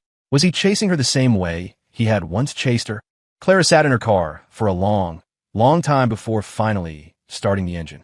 "Dad, I'm here to see you." Ethan walked in with Sienna. The old man's eyes narrowed as soon as he saw her. Ethan knew he was in for another inspection. The two of them battled it out over a game of chess. Ethan was so bored he could barely stifle his yawns, preferring to watch the housekeeper chop fruit in the kitchen. A little later, Mr. Hayes came into the kitchen, looking mysterious. "My dear son, I've vetted her for you.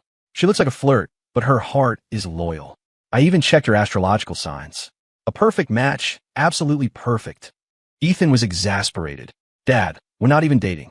If you hadn't insisted on meeting her after hearing we had dinner, this meet the parents thing wouldn't even be on the table." Mr. Hayes pouted. "Whatever. The girl has good character and a good personality. I like her very much. You can do what you want. I won't interfere. I don't understand the ways of you young people. But just one thing. Don't play with people's feelings. It's not right. I know, Dad. Do I look like the type to hurt people?" "You're a good boy." After dinner, Mr. Hayes took a call related to the land acquisition. He was still full of vigor, deeply invested in his business, but this project had been stalled for a long time, as Ethan knew. It came through? "Good, Mr. Hayes said, glancing at Ethan. "Let's meet tonight." He hung up. "You're coming with me tonight. I'll be handing the business over to you eventually, especially this project. You'll be in charge of executing it, so you should be involved." Ethan nodded. That evening, he accompanied his father to the meeting. Only then did he realize that the key person who had broken the deadlock for his father was Clara. After some pleasantries, everyone else left the private room. Clara's knees bent, and she knelt before Mr. Hayes. "Dad, for the past 5 years, because of Julian, I had many misunderstandings with Ethan. I caused him a lot of pain and grief, and I hurt you as well. I apologize to you, and I apologize to Ethan." She explained the whole story, without making excuses or shifting blame. Mr. Hayes sat, slowly sipping his tea, saying nothing. Ethan wanted to tell her to get up, but his father shot him a sharp look. So he kept quiet, watching Clara kneel there, perfectly straight, her head bowed. Mr. Hayes called the waiter to refill his tea, drinking cup after cup, even inviting Ethan to try some. It was as if Clara wasn't even in the room. The minutes ticked by. 5, 10, 20, 30. Mr. Hayes finally looked at the kneeling Clara. Apology accepted. "You can get up." Clara didn't move. She looked up at Ethan. "I'd like to ask Dad to give me a chance to make it up to Ethan. I can't make decisions for Ethan. He's a grown man. He makes his own choices." Ethan said, "There's no chance for us, Clara. You don't have to do this." Clara continued to kneel. Another half hour passed. Mr. Hayes stood up. "Get up. This whole situation is unfortunate, but the timing for you and Ethan was just wrong." Clara's face was pale. Defeated, she used a chair to slowly pull herself to her feet. "Then let me drive you home," she said. "Let me do this one last thing." She dropped off Mr. Hayes first, then Ethan. By the time they reached the driveway of their former home, Ethan had fallen asleep. Clara looked at his peaceful face, her hand reaching out to touch him, only to stop midway and pull back. She thought of many moments over the past 5 years. It wasn't as if they had no memories worth keeping. It was just that under the shadow of a man's death, all those moments felt fragile. Now, looking back, all she felt was regret and a profound sense of apology. After that night, Ethan and Clara didn't see each other for a long time. They had been intersecting lines. Once past the point of intersection, they went their separate ways. Until Ethan's father was hospitalized. The old man had a kidney problem. He needed a transplant. When he heard the news, Ethan, a grown man, broke down and cried in front of the doctor. He couldn't bear the thought of losing another family member. Sienna comforted him, helping him with the hospital admission and getting on the transplant list. The wait for a match could be long. Some waited for years. Ethan was lucky. A week later, the doctor informed him that a suitable kidney had been found. The surgery could proceed immediately. The surgery was a success. When his father was wheeled out of the operating room, Ethan cried again. For the next week, he lived at the hospital, staying by his father's side. One morning, just after he had helped his father with breakfast, the door to the room was thrown open violently, slamming against the wall with a loud bang. "You homewrecker. First you nearly got my daughter killed when she fell off that cliff, and now you've taken one of her kidneys." Mrs. Vance stormed in, screaming hysterically, shoving Ethan back. He stood there stunned for a moment, in disbelief. "Clara donated a kidney to my father. Stop pretending you didn't know." Mrs. Vance sobbed. Ethan got Clara's room number from her and went to see her. When he arrived, he heard her arguing with her mother. Why on earth would you donate a kidney to his father? You have no regard for your own body. You're making your father and me sick with worry. Clara's voice was flat. Last time, when I fell from the cliff and was rushed to the ER, you and Dad were busy vacationing with my brother in Europe. Ethan was the one who took care of me. You tell me why. I'm your mother. Would I ever do anything to harm you? Have you ever truly cared about me? Just go. I'd be more comfortable if it was quiet. Ethan hid around the corner until Mrs. Vance left, then entered the room. What now? Clara said irritably, then stopped when she saw him, her expression turning awkward. Did my mother go cause a scene? I'm sorry, I didn't want you to know. Ethan leaned against the doorframe, looking at the woman in the bed. She had lost weight. His judgment hadn't been entirely wrong. Clara wasn't like those other women. It was just as his father had said. The timing was wrong. His eyes burned. He spoke slowly. It would be a lie to say, I didn't want you to do this. You saved my father's life. I'm incredibly grateful. Clara said softly. Then, while I'm in the hospital, bring our daughter to see me every day. Talk to me for half an hour. Ethan sniffled and nodded. Okay. From that day on, he visited Clara's room every day and stayed for an hour. He lied about why their daughter wasn't there, saying she was visiting her aunt abroad. Clara didn't press the issue. They talked about meals they had eaten, places they had been, books they had read. The silence of their 5-year marriage seemed to finally erupt in that hospital room. Ethan knew she was trying to steer them toward shared, happier memories. But the slightest misstep would plunge them back into the bad times, which were far more frequent, a stained rag that could be pulled out by the slightest tug on any thread of their past. He did his best to cooperate, staying within certain boundaries. Clara, too, skillfully navigated the conversation. They were both treading carefully. Her recovery was faster than his father's. When she was discharged, Ethan gave her a thoughtful gift. The day his father was discharged, Ethan threw a celebration party, inviting their closest relatives and friends. He didn't invite Clara, but she came anyway, uninvited, bearing an expensive, carefully chosen gift. Ethan was a polite host, but his attitude was distant. To him, she was now completely a stranger, an insider. Clara looked at Sienna, who was mingling with Ethan, greeting friends. Even she could see that this woman had taken a much deeper hold on Ethan's life. Clara looked around the house Mr. Hayes lived in. Ethan had once asked her to come here for dinner with him so many times, and she had always refused. Now, she felt a profound attachment to this house. She wanted to try one more time. Her chance came soon enough. A few days later, she received a call from Ethan's best friend. Julian and Leo ganged up on Ethan and took him somewhere. Those 2 disasters are all your fault. Clara, you have to do something. Ethan is drunk. He's in danger.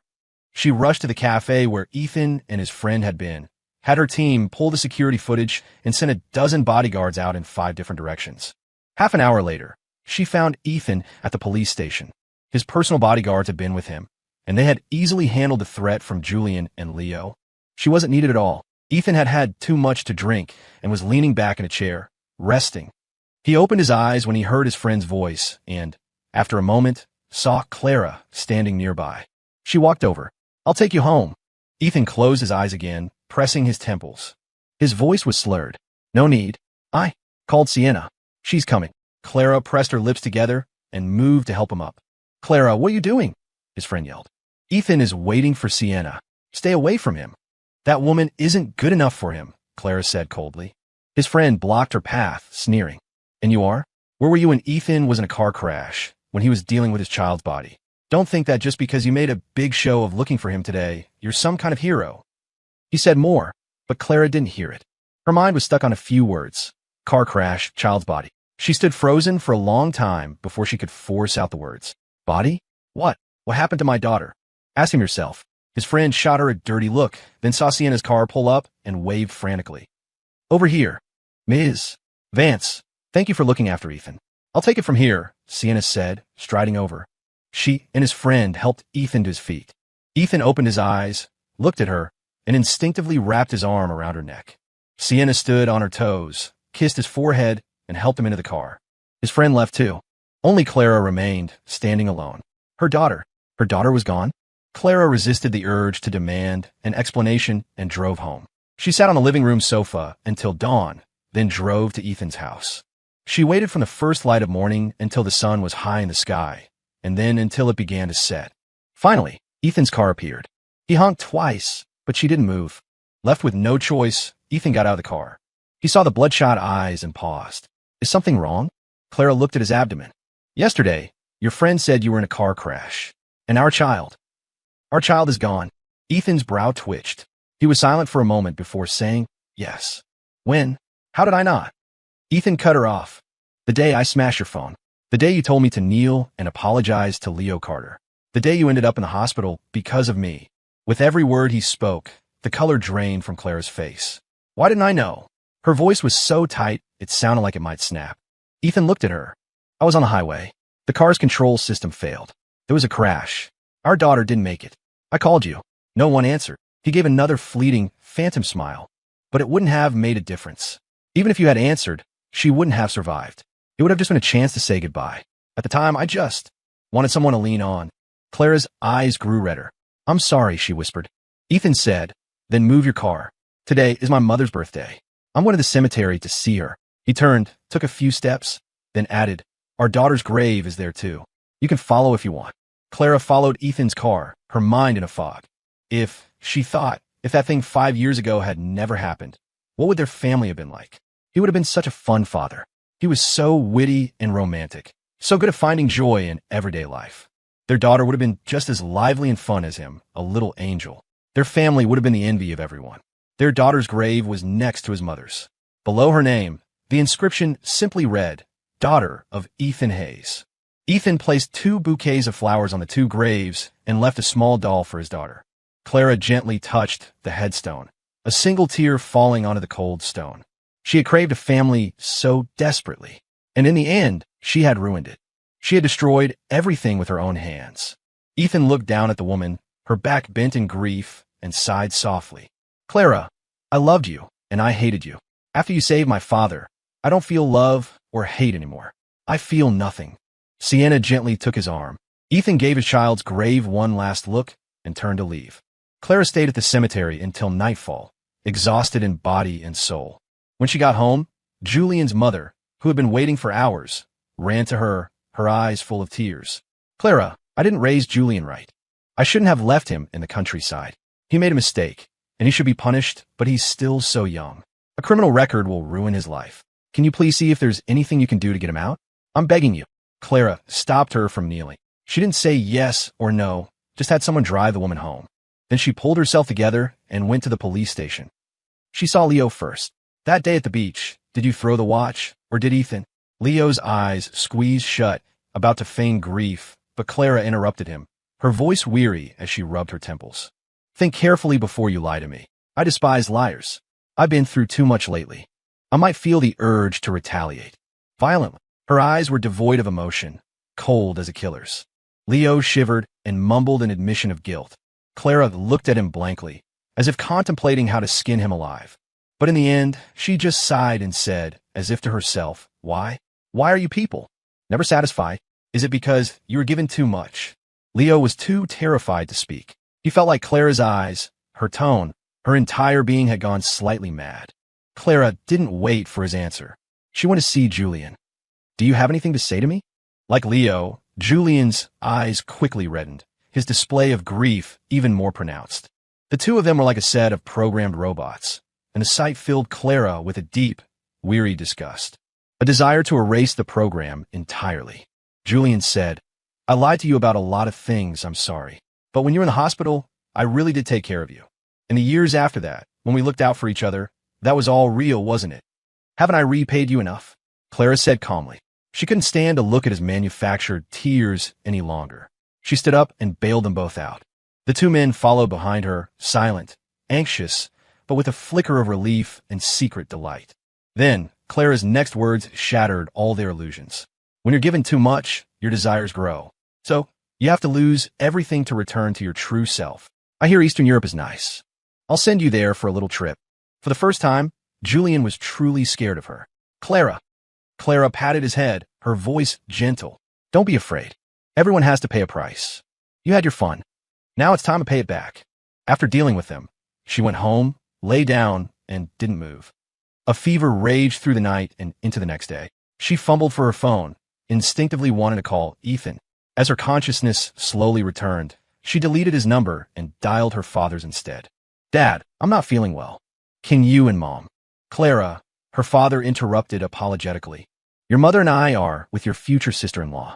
We have to finalize the wedding plans. There are a lot of details to discuss." "What about Ethan?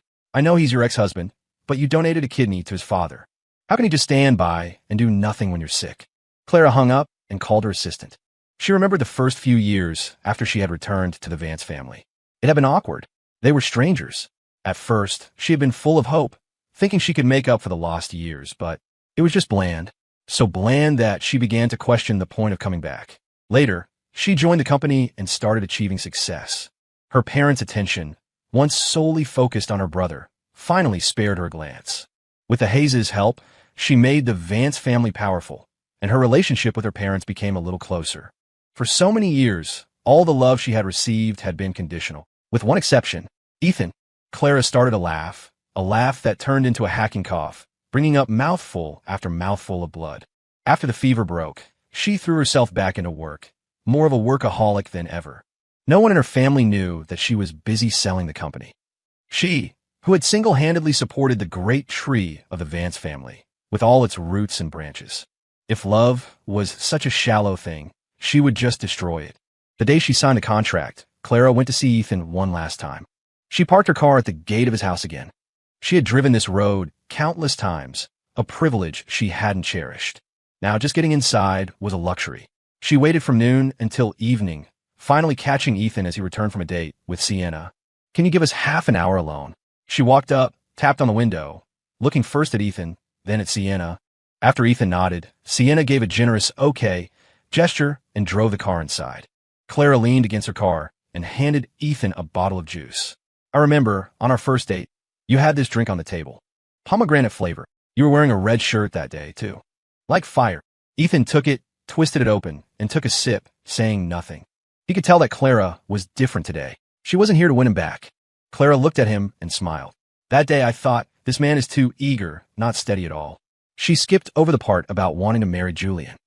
Later, I still wanted to save my family's company. I spent a whole day by the river, asking myself if I could marry a man I didn't love for money. I was greedy. I wanted to save the company and have a happy family. Your smiling eyes kept popping into my head. That night, I gave myself an answer. I thought I could probably grow to like you. So the next day, I called you and asked you to dinner. These 5 years have proven that my judgment of myself was correct. I hated you so much, but I still fell in love with you without realizing it. She was silent for a long time, then looked at Ethan again. I think fate was actually quite good to me. It gave me a chance at happiness. I just messed it up myself. She then looked at the sunset on the horizon and didn't speak again. Ethan said, "Did something happen?" Clara's voice was light. "I sold the company. I wired half the money to you, to thank your father for his help back then. The other half, I used to start a children's foundation." She took out a folder and handed it to Ethan. "I want you to manage it. Will you?" Ethan couldn't help but ask, "The company is sold, so what about you?" "You'll have plenty of time to manage the foundation." Clara sighed. "I'm tired." "Ethan, I feel so tired. I ran a long way, but it was all in the wrong direction. So, I want to take a long vacation. I want to travel. Maybe go teach in Africa." Ethan took the folder. "Okay, I accept. I wish you all the best." Clara blinked, a tear glinting for a moment before disappearing. "Can we hug?" Ethan took a step forward and gently embraced her. "Everything will pass." Clara closed her eyes. A few seconds later, she let go and looked at Ethan with gentle eyes. "Go on inside." She watched his back disappear into the night, until not even a silhouette remained, until she had burned the image in her memory. Only then did she get in her car and drive away. The following week, their social circle was in an uproar. The mighty Vance Corporation had been sold and renamed, and Clara Vance had sold her shares without leaving a single cent for her family. Ethan heard all sorts of rumors. Some said Clara had a gambling addiction and had been spotted in Macau. Others said she had been swindled by a man, seen throwing money around for him in Las Vegas. Still others claimed she had become a devout spiritualist and donated all her wealth, with sightings of her on a pilgrimage in India. 2 full years passed, and news of Clara still occasionally surfaced. Ethan never participated in the gossip. A year later, on the day Sienna gave birth to their child, he heard that Clara had died in Africa, killed by a stray bullet while protecting a student. Of the countless rumors over the past 3 years, that was the first one that moved him. He shed a single tear. After that, there was never any more news of Clara Vance.